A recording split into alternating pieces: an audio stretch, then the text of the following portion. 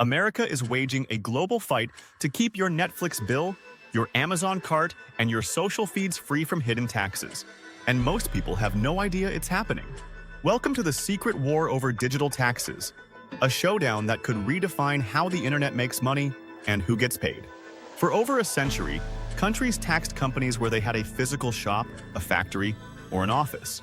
But then came big tech: Google, Apple, Meta, Amazon. They could make billions from ads or sales in your country without opening a single local store. And many governments felt cheated. So they invented something new: digital services taxes, DSTs. DSTs are taxes on the money big tech earns in a country, even if the company has zero physical presence there. France was first, slapping a 3% DST in 2019.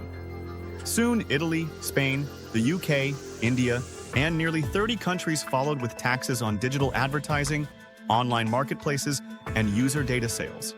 The pitch? Make big tech pay its fair share. But there's a catch. Nearly every tech giant caught by these taxes is American. The US hates DSTs. Here's why. First, they're seen as discriminatory.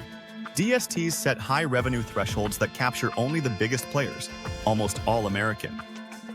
France, for instance, taxes companies with over $750 million in global digital revenues.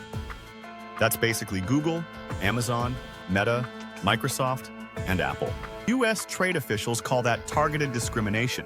They say it's like a tariff in disguise, but for data instead of steel or cars. Second, DSTs tax revenue, not profit.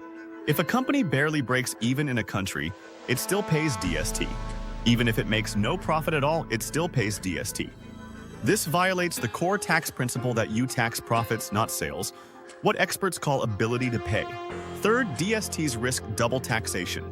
A US firm could pay income tax at home and DST abroad on the same earnings.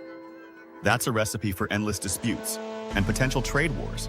Fourth, the US says DSTs undermine global cooperation. Since 2019, 140-plus countries have been trying to reach a deal at the OECD to modernize digital taxation. The goal? A single, fair system. But DSTs are seen as unilateral moves that break that trust. They're like countries throwing elbows while everyone else is trying to agree on the rules. And finally, US jobs and the tax base are on the line.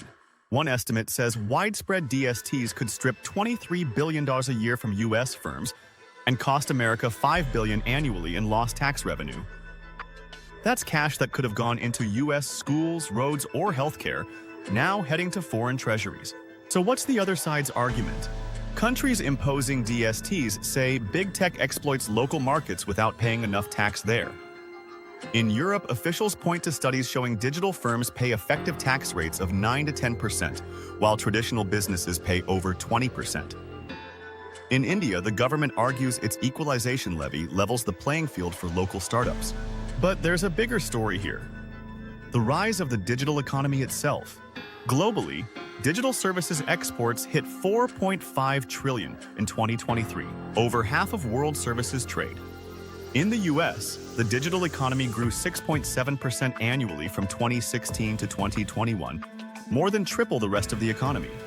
Digital services now make up over 10% of US GDP. That's why the US is so protective. Digital exports drive America's services trade surplus, even as goods trade runs a massive deficit. This fight isn't just about taxes, it's about who controls the future of the internet economy, and it's already turned into a trade dispute. In 2020, the US threatened 25% tariffs on 1.3 billion of French wine and luxury goods over France's DST. Similar threats were made against the UK, Spain, Italy, Turkey, Austria, and India. The message? Stop DSTs or face a trade war. A fragile truce emerged: the OECD's Pillar 1 plan. It promises to give market countries a slice of big firms' profits in exchange for removing DSTs.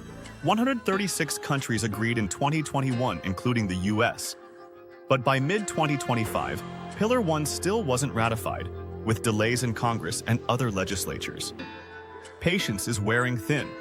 Canada launched its DST in 2024, retroactively to 2022. India is holding on to its levy, and US trade officials are signaling renewed threats if DSTs spread further. So what happens next? If the OECD deal collapses, countries could roll out more DSTs. The US might retaliate with tariffs. Allies could clash and digital trade could splinter along national lines. An economic Cold War over the internet. But if a global deal finally gets ratified, DSTs would disappear, replaced by a single, coordinated system. That could bring stability and end the digital tax wars. Until then, America's opposition to DSTs isn't going away. It's not just about defending tech giants. It's about protecting a vital export industry, preserving the US tax base, and shaping how and where digital value is taxed in the 21st century. And it could decide whether your next online purchase is taxed once, twice, or triggers a trade fight that affects prices everywhere. Don't forget to like, subscribe, and hit the bell so you never miss how global finance impacts your daily life.